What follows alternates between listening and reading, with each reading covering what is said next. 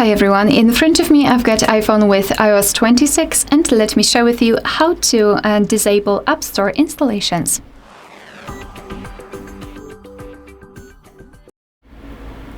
So this option is ideal if you want to eliminate some kind of impulse downloads or reduce discretion, or you would like to simply prevent unauthorized downloads. All you need to do is to open the settings.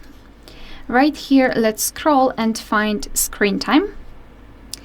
Here, go to content and privacy restrictions and go to app installations and purchases. So as you can see at the very top, we've got this option, app installations, and on the second we've got App Store.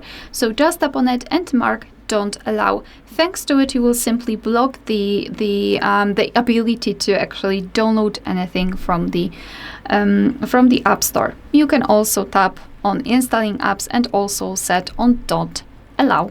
As you can see, it will basically apply to everything, so App Store, web, and app marketplaces. So it's up to you. And of course, if you want to allow it again, just tap on it and tap on allow, and this is how it works. Alright, so that will be all. Thank you so much for watching. Please hit the subscribe button and leave the thumbs up.